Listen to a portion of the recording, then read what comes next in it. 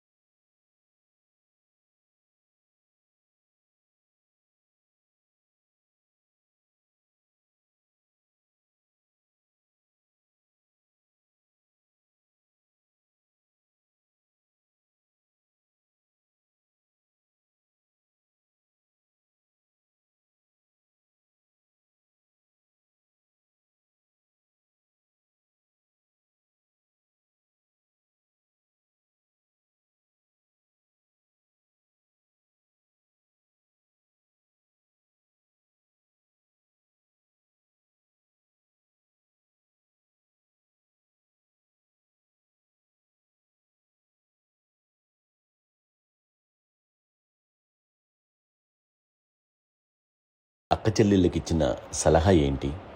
అంటే ఇండిపెండెంట్గా ఉండడం కదా అమ్మ, ఎవరిని డిపెండ్ అవ్వద్దు. మీ పిల్లలు నువ్వే జాగ్రత్తగా నేర్చుకో, ఎవరినైనా చేయకు, డిపెండెంటే పెట్టద్దు. మాకు బాగా ఎక్కువ చెప్పింది. నాకు కొంచెం టఫ్ టైమ్స్లో కూడా నీ పాటు నువ్వే ఉండాలి, ఎవరి దగ్గర ఉండదు, ఎవరింట్లో ఉండదు, మా దగ్గర కూడా ఉండదు, నీ దగ్గర బట్టి నువ్వే ఉండాలి. అది కష్టం కదండి అట్లా చెప్పడం. చెప్పాను, చాలా తక్కువ చెప్పాను. బట్ నాకు అదే ఇచ్చే ధైర్యం. ఇండిపెండెంట్గా అట్లా ఒకళ్ళ దగ్గర ఉంటే నీ గౌరవం తగ్గిపోతుంది, ఎక్కడ ఉండదు. అది చాలా నాకు చాలా ఇన్స్పైరింగ్ ఉండేది అన్నమాట. ఇప్పుడు కూడా అది చాలా హ్యాపీగా అనిపిస్తుంది అని చెప్పింది.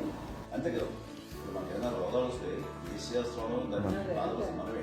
బట్ తగ్గించే వాళ్ళు కన్సర్న్ చూపించే డాక్టర్స్ ఒట్టుకోలు కిత్తడి కింద ఉండొచ్చు, కానీ పోరాడాల్సింది మనమే.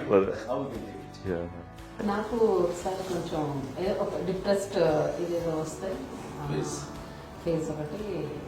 నేనేదో ఇంకా మా అందరి నుంచి నేను సపరేట్ అయిపోయినట్టు ఒక సిచ్యువేషన్ వచ్చినప్పుడు అమ్మ నన్ను పట్టుకుని He said, I am there for you. Yes. ఎవరు నువ్వు అన్నా ఎస్ అన్న ఫ్రెండ్స్ కానీ ఎవరైనా సరే ఎప్పుడు కూడా అలోన్గా మటుకు అనుకోకు నేను ఉన్నాను. ఆవిడ నన్ను పట్టుకొని ఇచ్చిన అఫెక్షన్ లేదా ఫీలింగ్ అసలు బలం అన్నమాట. ఏమన్నా చేయగలను నేను పర్లేదు లైఫ్లో, ఏదైనా సాధించగలను అని ఒక భరోసా తల్లి దగ్గర నుంచి రావడం అనేది నాకు ఎవరు అవసరం లేదనిపించింది. అంత స్ట్రాంగ్గా ఆవిడ strong lady, very strong strong, very practical. అంత స్ట్రాంగ్ చేసింది నాన్న చెప్పండి. మా పిల్లల విషయంలో మేము కూడా మేబీ అంత స్ట్రాంగ్ కాదేమో, సెన్సిటివ్గా ఉంటాం, కానీ అమ్మ మటుకు చాలా స్ట్రాంగ్గా ఉండి మమ్మల్ని కఠినంగా ఇలాగే ఉండాల్సింది, ఇలా ఉండండి అప్పుడే మీరు నేర్చుకుంటారు.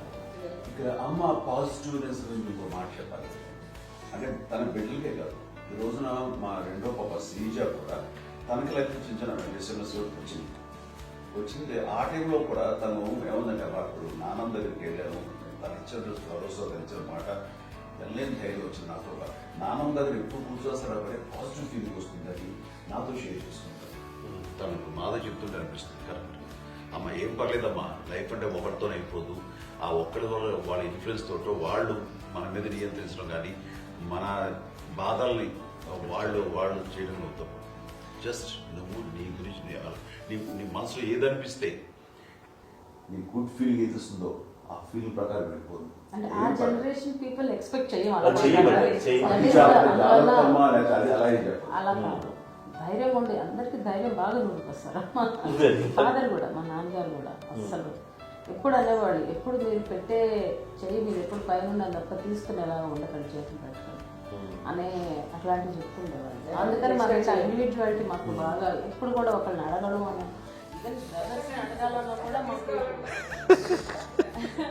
అది పడిపోయింది మైండ్లో, కష్టపడుతుంది. సో నాకు అంటే ఆవిడ మా అమ్మ ఏదన్నా కొంచెం డిప్రెస్ అయినా నేను చాలా ఎక్కువ అమ్మకి షేర్ చేసుకుంటే, అన్నయ్య కూడా లేడు. అన్నయ్య ఉన్నప్పుడు ఓకే, లేనప్పుడు నేనే ఎక్కువ షేర్ చేసుకున్నాను. బట్ ద బెస్ట్ థింగ్ మా అమ్మ దగ్గర నుంచి హగ్ అండి. ఈరోజు కూడా మా అమ్మని హగ్ చేసుకోకపోతే అంటే అది నాకు మా అందరిలోనూ, అంటే ఆవిడ పెద్ద చదువుకున్న వ్యక్తి కాదు, పెద్దగా బయటికి వెళ్ళి ఎక్స్పోజర్ కాదు, కానీ ఇవాళ అన్నయ్య కానీ విజయ, మాధవి, నేను, కళ్యాణ్ బాబు ఈ రోజుకి టుగెదర్గానే ఉంటాం. మేబీ మాకు కొన్ని విషయాల్లో నాకు మా మాధవ్కి డిఫరెన్స్ ఆఫ్ ఒపీనియన్స్ ఉండొచ్చు, మా చెల్లికి, మా అన్నయ్యకి అట్లా ఉండొచ్చు, ఉంటుందండి ఫ్యామిలీ అన్న తర్వాత. కానీ ద ఇన్విజిబుల్ బాండేజ్ మా అమ్మ ఇచ్చింది, ఆ లవ్ అండ్ ఎఫెక్షన్, హగ్, అవన్నీ ఆవిడ నాన్ వెర్బల్ అడ్వైజ్ ఏంటంటే అందరూ అలా కలిసి ఉండాలనేది ఆవిడ నుంచి మేము నేర్చుకోవాలి. అది ఇట్స్ ఇస్ నాట్ వర్డ్లీ, అది నోటి మాటకు కాదు, అది వెర్బల్గా కాదు, నాన్ వెర్బల్గా చెప్పినటువంటి ఇది. సో అందుకని అది మాకు గొప్ప, మేమందరం ఇప్పుడు అలా ఉండడానికి కారణం, అంత కలిసి ఉండడానికి కారణం, మెయిన్ కారణం మా అమ్మ అండి. అది సో అందరూ ఉండాలనేది మా అమ్మ అడ్వైస్. ఇప్పుడు కూడా నేను ఎప్పుడైనా ఏదైనా ఫీల్ అయినా, అన్నయ్య ఫీల్ అయినా, లేదు నాన్న అట్లా వదుకు, ఇట్లా ఉండండి, ఇట్లా ఉండి ఇప్పటికీ చెప్తుంది. మేము ఎవరైనా ఎప్పుడైనా మా చెల్లితో గొడవపడ్డా అనుకోండి, నేను అట్లా అనకరా అని, ఎట్లాగా అన్న ఏమో లేదులేమ్మా, ఏదో అన్నాను కానీ ఫీల్ అవ్వకమ్మా, మేమందరం కలిసి, ఆవిడని అసలు టెన్షన్ పెట్టవండి మేము. సో అలా అది ఆవిడ నేర్పించింది, అలా కలిసి ఉండటం అనేటువంటి బాండేజ్ని ఆవిడ తన ఒక హగ్తో చెప్పింది. అన్నయ్య సినిమా చూడండి, జాదూకి చెప్పాడు, అది మా అమ్మ దగ్గరే ఉందండి. శంకర్ దాదాలో చెప్తాడు చూడండి. ఇప్పుడు మోడర్న్ వర్డ్స్ లో చెప్పాలంటే మీ అందరికీ ఆవిడ ఒక వైఫై లాంటిది. Yes, you can say that. Yes. ఇంకొక అడ్వైజ్ కట్టండి, అమ్మ విషయంలో నేను గొప్పగా ఫీల్ అయ్యేది, కానీ చాలా మంది పెద్దలు రిటైర్ అయిపోయి విశ్రాంతి తీసుకుంటున్నటువంటి పెద్దలందరూ కూడా ఆచరించే విధంగా ఒక విషయాన్ని నేను గమనించాను. ఇప్పుడంటే నా దగ్గర ఉంటుంది కాబట్టి ఉన్నాను. అమ్మ విడిగా ఇంకొక ఇంట్లో ఉండేది 9 సంవత్సరాలు, నాన్నగారు గౌరవం దగ్గర నుంచి ఉండేది. 5 సంవత్సరాలు ఒంటరిగా ఉండి నన్ను బిడ్డలందరూ ఎవరు మానవుడు వెళ్ళిపోయారు, నేను ఒంటరి అయిపోయాను అన్న ఫీలింగ్ అమ్మకు ఎప్పుడు ఉండేది కాదు. తర్వాత బిడ్డలు ఆయా వాళ్ళ టైం బట్టి వచ్చి చూసుకుంటే సరిపోతుంది. అది వారమా, నెలక, 2 నెలక, అసలు ఒకసారి రాలేని పరిస్థితిలో ఉంటుంది. 5-6 నెలల పాటు ఇదే ఊళ్ళో ఉండి పక్క విధుల్లో ఉండి ఎవరి పనులు వాళ్ళు బిజీగా ఉండి, ఎవరి షూటింగ్ వాళ్ళు బిజీగా ఉండి, ఎవరి ప్రొఫెషన్లో వాళ్ళు బిజీగా ఉండి, ఎవరి ప్రొఫెషన్లో వాళ్ళు బిజీగా ఉండి, తన సంసారం తను బిజీగా ఉంటాను ఒకసారి అమ్మ ఏమి ఫీల్ అయ్యేది కదా, ఏంటమ్మా రావట్లేదు, అసలు పట్టించుకోవట్లేదు ఏంటి అంటే అంతేలేమ్మా అని ఇలాంటి నిరసన మాటలు కానీ, ఈసరింపు మాటలు కానీ, లేకపోతే న్యూనతాభావం కానీ ఇలాంటివి ఎప్పుడు అమ్మకు లేవండి. వచ్చారు అబ్బాయి ఏం చేసి పెట్టడా చెప్పండి అంటూ చాలా పాజిటివ్ ఉండి ఇప్పటికీ కూడా తనకు సెపరేట్ కిచెన్ మా ఇంట్లో ఎంతో ఉంటుంది వేరే కిచెన్.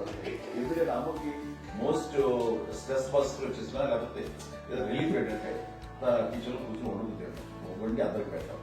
ఇప్పటికీ కళ్యాణ్ బాబు అక్కడక్కడ తిరిగేసి ఎక్కడో చేసి నిరసన చేసి చేసి వస్తే అమ్మకి చాలా జాలి. ఆడేదో ఇక మేము గుడ్లా కష్టపడుతున్నాం కానీ ఆడి ఎంతలో వెళ్ళేది మీ టీవీలో వాటిలో అది ఎక్కువగా చూపించేసరికి వాడే కష్టపడతారు, మేము కష్టపడలేదు ఫీల్ అమ్మకి. అందులో వాడు రాగానే ఎలా వచ్చావా అని అమ్మ ఎక్కడ కళ్యాణ్ బాబు ముందు అమ్మను కానీ ఎక్కడ కళ్యాణ్ బాబు తను ఎక్కడ ఉంటాడు ఏముంటుంది తెలుసు. అది చూసిన ఎక్కడ తను వాడికి ఇష్టమైన బిర్యానీ అవి చేసి చక్కగా పంపించి అన్ని చేస్తుంది. అట్లాగా బిడ్డలకి పెట్టడమే తప్ప బిడ్డల నుంచి ఈ వయసులో ఎక్స్పెక్ట్ చేయడం లేకపోగా కొంచెం పట్టించుకోవట్లేదు అనే ఒక న్యూనత భావంలోకి వెళ్ళిపోయి సైకలాజికల్ డిప్రెస్ అయ్యే మదర్ మొత్తం కాదు.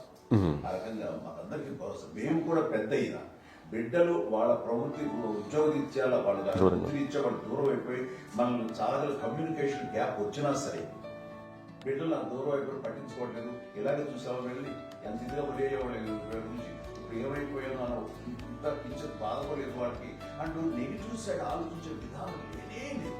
అది మా అందరికి ఎంత కంఫర్టబుల్ అంటే అంతే కదా. ఎందుకోకపోతే మాధవ్ చూసుకుని మాధవ్ లేకపోతే నాగబాబు వెళ్తుంటాడు కడియడం వల్ల మా విజయ్ చూసుకుంటున్నది సరే నాకు కళ్యాణ్ బాబు తను చూసుకుంటాడు. ఇలా ఎవరో కూడా వెళ్తూ ఉంటాం. అమ్మ మాత్రం అది వెరీ గుడ్ హెల్దీ. నేను చాలా మంది తల్లిదండ్రులు చూశాను వాళ్ళు చాలా ఇబ్బంది పడుతూ ఉంటారు. పట్టించుకోవడం మేము అర్థం చేసుకోగలము కానీ వాళ్ళు వస్తే బాగుంటుంది కదా అనేది ఉంటుంది. ఫీల్ అవుతారు. అవును, అలాంటి ఫీలింగ్ ఏమి లేదు. పైగా బిడ్డలు వస్తే వాళ్ళకి ఏం చేసి పెట్టాలా అనే ఆలోచన. అది వెరీ హెల్దీ. చాలా మంది ఆచరించాల్సిన ఒక విషయం. చిన్నప్పుడు అన్ని ఆనందాలేనా, మర్చిపోలేని దుఃఖాలు కూడా ఏవైనా ఉన్నాయా? అమ్మ చెప్పాలంటే ఓపికకి గృహిణిగా తన బాధ్యతలు నిర్వర్తించడానికి అండ్ అన్ని రకాలుగా టేకింగ్ కేర్. దీనికి ఒక మంచి ఉదాహరణ నేను చెప్పగలను. అది తలుచుకున్నప్పుడు నాకు చాలా ఉద్యోగం ఉంటుంది, నాకు చాలా ఖండితలు వచ్చేస్తుంది. అమ్మకి మేము 5 బిడ్డలు అండ్ పురిట్లోనూ 1 year పెరుగో 2.5 years పెరుగో 3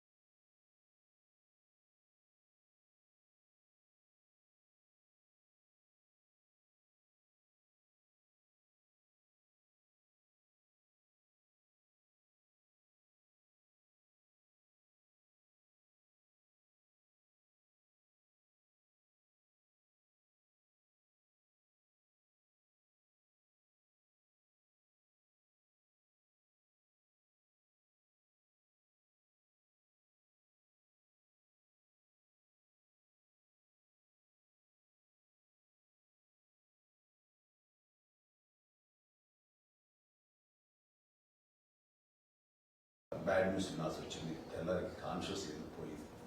ఏం చేయాలో తెలియదు. అమ్మ వయసు చిన్నదే. ఇద్దరు తీసుకుని ఆ బిడ్డల్ని ఒళ్ళో పెట్టుకుని శవాన్ని డెడ్ బాడీ రిక్షాలో ఇంటికి వెళ్ళడం ఇప్పటికీ నాకు గుర్తు ఆ విజువల్స్. అని నాన్నకి తెలియదు ఏ విషయం. నాన్న ఎప్పుడు వస్తారో తెలియదు, ఎలా కమ్యూనికేట్ చేయాలో తెలియదు. అది తీసుకుని వెళ్ళిన తర్వాత ఇంట్లో గొడవ పెడుతుంది. ఏం చేయలేదు. చుట్టుపక్కల ముస్లిం సోదరులు ఉండేవాళ్ళు ఫ్యామిలీస్. అక్కడ మసీదు కొన్నూరు మసీదు పక్కనే మా ఇంట్లో ఆనుకోయి ఆ ఇంట్లో అందరూ వచ్చి చూసేవాళ్ళు. వాళ్ళే హెల్ప్ చేసేవాళ్ళు. ఏం చేయాలో తెలియదు. నెక్స్ట్ రిచువల్స్ ఎలా చేయాలో, కంపకాలు ఎలా చేయాలో తెలియదు. తను చిన్నది, మిగతాందరూ పరిసరులే. సో అలాంటి పరిస్థితుల్లో అక్కడికి వచ్చినప్పుడు చుట్టుపక్కల వాళ్ళు మీరు వచ్చి చేయాల్సిన కార్యక్రమాలు చేశారు. ఆ సమయం నాకు ఎక్కడో కమ్యూనికేట్ చేసి డిపార్ట్మెంట్ ద్వారా నాన్న వచ్చేసరికి అన్నీ అయిపోయింది. ఇప్పటికీ కదా నాకు నిజంగా మేము ఇలా ఎన్ని పురుషులు ఎన్నుకుంటున్నామంటే ఎలాంటి ఇది లేకుండా జాగ్రత్త అనే ఒక హెచ్చరికలాగా చేస్తూ మీరు పంపించాలని సపోర్ట్ చేస్తాను. అండ్ ఇప్పుడైతే నా మీద నమ్ముకుంటే నేను ఏం నిర్ణయం తీసుకున్నా మరో మాట అది తనకి హాస్పిటల్ పెద్ద ఫోబియా. నేను ఎక్కడికి వస్తాను హాస్పిటల్ రాను. ఈ మధ్యకాలంలో సరే అమ్మ మోకాల ఆపరేషన్ జరిగింది. అమ్మను ఎంతో బాధపడుతున్నావు. అసలు ఈ రోజున వచ్చిన మెడికల్ అడ్వాన్స్మెంట్ నీకు అసలు ఏ బాధ తెలియకుండా మోకాల ఆపరేషన్ రీప్లేస్ చేస్తారు అని వీళ్ళందరూ చెప్పడానికి భయపడతాను. ఎందుకంటే ఫస్ట్ ఎలా నాకు సపరేట్ అవుతాను ఎలా చెప్పాలి ఒక్క ఇదంతా కలిపి నీ మాట వింటుంది నీ మాట మీద నువ్వు చెప్తే వింటుంది.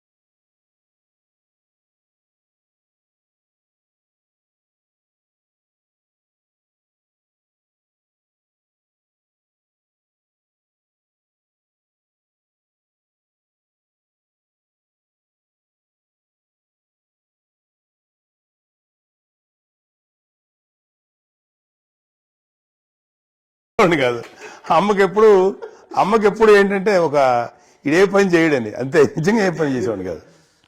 అవునా? కష్టపడ్డా గుడ్లా కష్టపడ్డా లేదు లేదు లేదు వాడంటే మన మహాప్రేమ.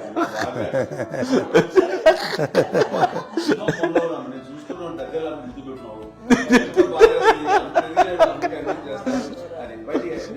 ఆర్టిస్ట్ కాబట్టి వ్యక్తీకరించిన చిన్నది కాబట్టి చివరిది కాబట్టి తనంటే బుద్ధండి. నేను పెద్దోడు కాబట్టి నేను ఎక్కువ కష్టపడింది కానీ మా నాన్నగారి చేతిలో ఎక్కువ అంటే నాన్న బాగా కోపం ఎక్కువ అనుమానించింది కానీ అన్నయ్య పాపం బాగా దొరికేసేవాడు పాపం. ఒకసారి అంటే మరి మాకే అనిపి ఏంటి ఇంత దారుణంగా ఉంది నాన్న మీద కోపం వచ్చేది నాకు. నాన్న మీద కోపం వచ్చేది నాన్న చేసి బాధ అనిపించేది. అమ్మాయి ఏమనేది కాదు. సరే అయినా సరే ఎప్పుడు కూడా పోనీ అన్ని చేసినా మళ్ళీ తను హైపర్ యాక్టివ్ అన్నయ్య ఫుల్.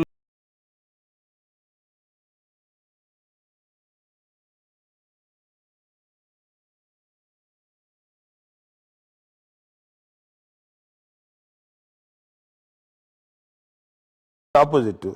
యూజువల్గా ఆఖరి పిల్లలు హైపర్ యాక్టివ్ ఉంటారు. అన్నయ్య పుట్టడమే భయంకరమైన హైపర్ యాక్టివ్. ఒకప్పుడు అమ్మాయిల్ని ఎక్కువగా బయటికి పంపించేవాళ్ళు కాదు. అబ్బాయిల మీద కూడా అనేక ఆంక్షలు ఉంటూ ఉండేవి. మీ పిల్లల్ని అలా ఆంక్షల మధ్య పెంచారా లేకపోతే పూర్తి స్వేచ్ఛనిచ్చారా?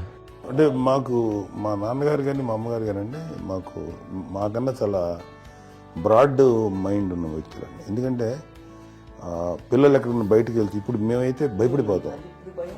మా విజయ్ కానీ మా చిన్న చెల్లి అన్నయ్య నేను అందరం కూడా ఇవాళ ఉన్న పరిస్థితిలో వాళ్ళు ఎప్పుడు భయపడేవాళ్ళు కాదండి. ఎక్కడికి వెళ్తాను నీళ్ళని ఇచ్చేవాళ్ళు, లేట్ అయినా అసలు ఏమనేవాళ్ళు కాదు.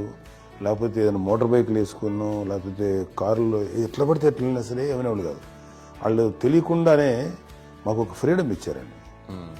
సో దట్ అదే ఆ ఫ్రీడంలో భాగమే అన్నయ్య కానీ ఇండస్ట్రీకి వెళ్ళాలంటే కూడా ఒక వ్యక్తి ఒక కొడుకు ఒక గొప్ప కెరీర్ని పర్సూ చేసుకుంటూ వెళ్తున్నప్పుడు నాన్నగాని అమ్మగానే ఓపెన్ మైండ్ తోటి అసలు నువ్వు వెళ్ళి నాన్న ఎంతకాలం వెళ్తావచ్చు, నువ్వు ప్రయత్నించని చెప్పి అలా వదిలేశారండి. అన్నయ్య కూడా ఏంటంటే మోస్ట్ రెస్పాన్సిబుల్గా వెళ్ళి చాలా మేజర్ అమౌంట్, అన్నయ్యకి కూడా పెద్ద అమ్మకు వందలు ఇచ్చేది కాదు. కరెక్ట్గా ఆ ఇన్స్టిట్యూట్లో చదువుకునేటప్పుడు ఎంత ఇవ్వాలో కరెక్ట్గా ఇచ్చేది. తనకి ఎక్స్ట్రా ఖర్చు పెట్టుకుంటే అట్లా ఉండేది పరిస్థితి. అంతే కదా. అంత జాగ్రత్తగా అన్నయ్య కూడా అంత రెస్పాన్సిబిలిటీగా రెసిప్రోకేట్ అయ్యి చేసి, అందువల్ల మా అమ్మ నమ్మకం చూడాలి, మా అమ్మగారిని మా నాన్నగారి నమ్మకాన్ని అంటే ఎప్పుడు అది వాళ్ళు ఇంత నమ్మకానికి 10 times ఇచ్చాడు. ఏ వయసెస్ వైపు కానీ ఏ అలవాట్ల వైపు కానీ ఎందులో ఇండల్జ్ అవ్వకుండా నాకు నేనుగా నియంత్రించుకుంటూ సరైన మార్గంలో వెళ్ళేలాగా నాకు వెళ్ళడానికి లోపల ఆ స్ట్రాంగ్ థాట్, అడగానే వాళ్ళు రెసిస్ట్ చేస్తే ఇచ్చారని ఆపేశారు అని ఏదో చిన్న రిలక్టెంట్ ఫీలింగ్ ఉంటుంది. వాళ్ళ మీద చిన్న కోపం నిరసన ఉండేది. వాళ్ళు అలా లేకపోవడానికి వాళ్ళు వెంటనే అడిగిన వెంటనే జాగ్రత్త అనే నిర్ణయం ఉండేది. కానీ జాగ్రత్త అని హెచ్చరిక చేయడంతో నాకు మరింత బాధ్యత తిరిగి గుర్తు తిరిగి నేను నడుచుకుంటూ వెళ్ళాను. కాబట్టి అది నాకు ప్లస్ అయింది వాళ్ళ దగ్గర. అంటే మదర్ అంటే తల్లి అనే కాదు, మదర్ ఫిగర్ ఎవరిచ్చినా సరే అది నానైనా తల్లితో సమానం అనుకుంటాను. నాగో చెప్పినట్లుగా అట్లాగా అలిసిపోయి వచ్చిన నాకు కాళ్ళు నొక్కుతుంటే నాకు భయం వేసేసేది. ఆ తర్వాత పడుకో గమనించేవాడు, అది కూడా కోపం. అంటే ఉదాహరణ అంటే మళ్ళీ అదే నాకు తిడతారు, కాదు పడుకుని ఎక్కడ నిద్ర వస్తాయండి నాన్న అంటే. సో ఆ రకంగా నాన్న తన ప్రేమ చూపిస్తుంటారు. ఆ తర్వాత గోండా టైప్లో కూడాను నేను ట్రైన్ కింద వెళ్తుంటే నాన్న అక్కడే ఉన్నారు, రాజమండ్రి దగ్గర ప్రాంతంలో. ఆయన చాలా కోపం చేస్తుంది, ఇలాంటి చేస్తుంటావు నువ్వు, ఏదైనా అయితే ఏంటి అనేది చెప్పి, ఏం పర్లేదా ఏమవుతుందో అన్ని రకాల సేఫ్టీ అన్ని రకాల జాగ్రత్త తీసుకున్నాం. ఈ రోజు ఉన్నది సేఫ్టీ అప్పుడు లేదు. అయినా సరే రేపు పొద్దున నీ కొడుకులు ఇలాంటి పరిస్థితులు నీకు తెలిసి వస్తారు అప్పుడు అనేవాడు. ఎన్నిసార్లు అనేవాడు. నాకు నిజంగానే మగధీర టైంలో గుర్ర వ్యక్తిని ఆ రోడ్డు మీద పడిపోయాడు అని అన్నప్పుడు నాకు ఆ ఫస్ట్ టైం ఆ ఫీలింగ్ కలిగింది. అలాగే పీటర్ హెయిన్స్ అనేవాడు ఫస్ట్ మగధీరలో జంప్ చేస్తారు, మోటార్ బైక్ జంప్ చేసినప్పుడు ట్రైల్లో పీటర్ హెయిన్స్ అంత హైట్ నుంచి 20 feet 25 feet హైట్ నుంచి పడిపోయి మొత్తాన్ని బోన్స్ ఇరగొట్టుకుని వాడు 7 నెలల వాడు ఇప్పుడు హాస్పిటలైజ్డ్. అది వీడైతే ఏమో తలుచుకుని భయం వేసేసేది. అప్పుడు నాన్న గుర్తుకొచ్చేవాడు, ఓహో వాళ్ళ టెన్షన్ ఇంతే లేవు, మనకి మన కొడుకు వస్తే తెలియదు ఈ మాట నాన్న ఎప్పుడు అన్నారని అనిపిస్తుంది. Sweet memories. అత్త కోడళ్ళ మధ్య అనుబంధం ఎలా ఉంటుంది? సురేఖ్ గారితో మీకున్న అనుబంధం గురించి చెప్తారా? మాకండి కోడలు కాదు, నా కూతురండి. అంత బాగుంటాం మేము.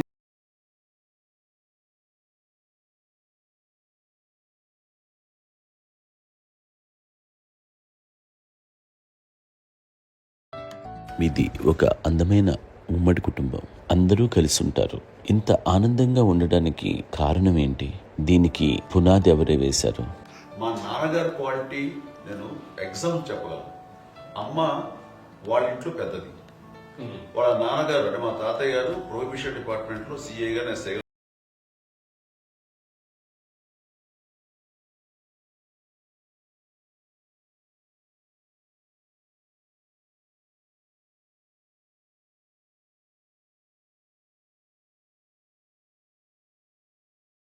తర్వాత అబ్బాయి తర్వాత ముగ్గురు ఆడతారు. వాళ్ళు ఏంటంటే రాకరావడి నాగోప కంటే కూడా చిన్నవాడు.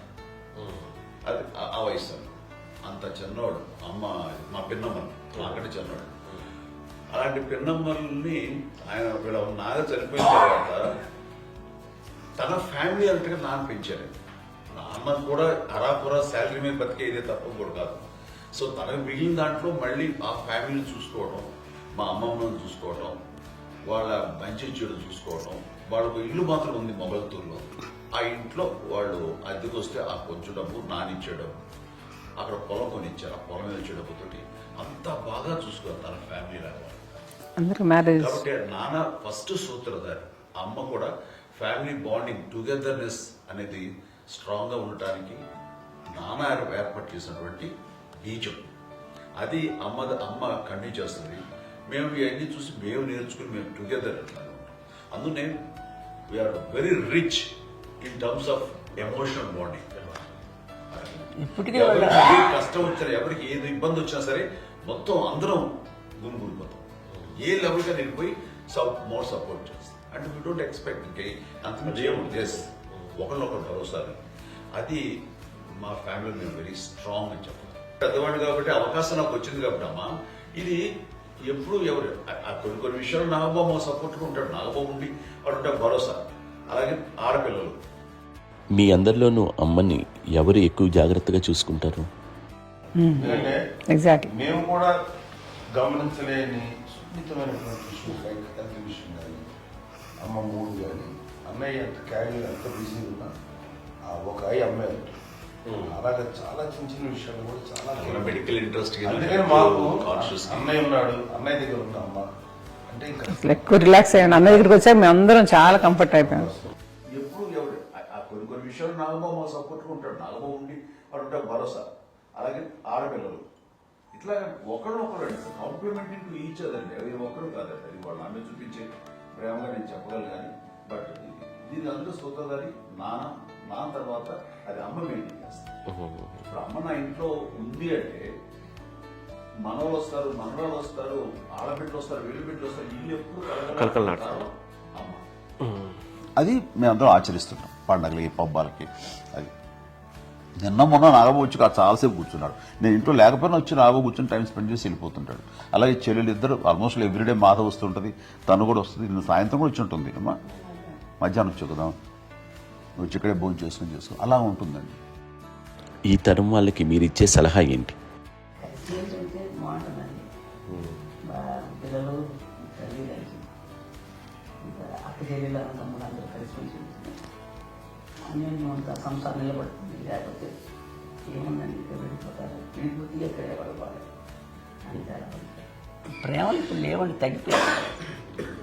మెకానికల్ చాలా మటుకు ఏదో ఇంకా వాళ్ళ పనులు చేసుకోవడం ఏదో జరిగిపోతా ఉంది అనుకోండి. అంత ప్రేమలు ఎక్కడ లేవండి ఇప్పుడు ఈరోజు. అంటే ఒకప్పుడు ఒకరికి ఇంకొకరు భరోసాగా ఉండేవాళ్ళు. అంటే అందరూ కలిసి సపోర్ట్గా ఇది చేయడం. పెద్దనాన్నగారి పిల్లలు కూడా ఆయన చూసేవారు. మా నాన్నగారు అన్నయ్య నాన్నగారు వాళ్ళ బిడ్డలు కూడా వాళ్ళ ఇక్కడే బిడ్డలు ఉన్నారు. నేనే పెళ్లి చేశాను.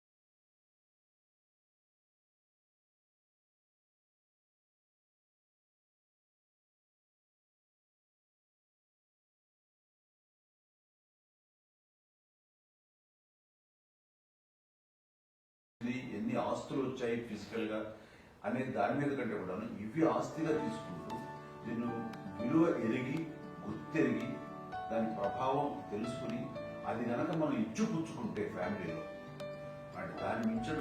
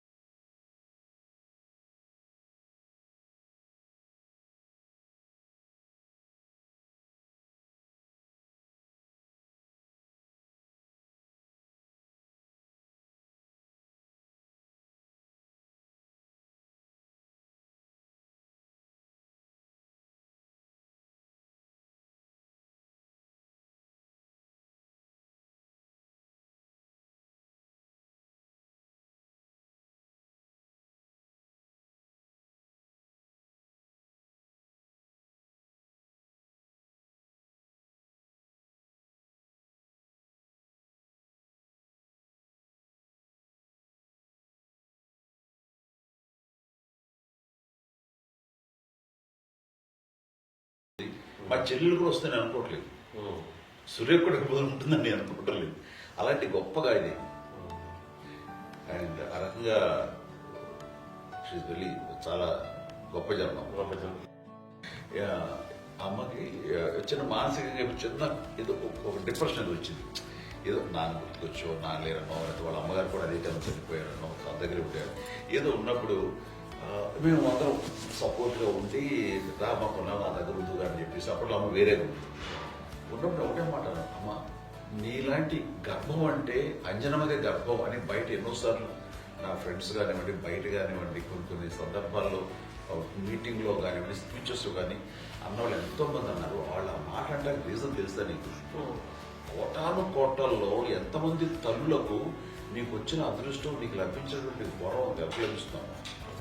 బిడ్డలు ఎంతో మంది చేత కొనియాడబడుతున్నారు, ఎంతో మందికి సహాయపడుతూ ఆ రకంగా వాళ్ళందరి ఆశీస్సులు పొందుతున్నారు. కానీ ఎంతో మందికి నిరంతరం హెల్ప్ చేస్తూ వాళ్ళ ఇల్లు చూసుకుంటున్నారు. అవి ఆ భగవంతుడు మీరు చేసిన పూజల వలన ఆ భగవంతుడు మన నెక్స్ట్ తరాలకు కూడా మనకి ఇలాంటిది వారసత్వంగా ఇస్తూ అదే రకంగా కొనసాగించేలాగా మాకు అదృష్టాన్ని ఇచ్చారు. ఇంతమంది ఎవరు మీ నుంచి వచ్చిన వాళ్ళే మీకు ఇది ఎంత గొప్ప గర్భం, ఎంత గొప్ప జన్మ ఇది. అలాంటిది నువ్వు ఇలా అవన్నీ హై లెవెల్లో ఉండాలి ఫీలింగ్స్ గా నువ్వు కానీ. అంటే నువ్వు ఇలాగా ఉండిపోవడం ఏంటమ్మా అని చెప్పినప్పుడు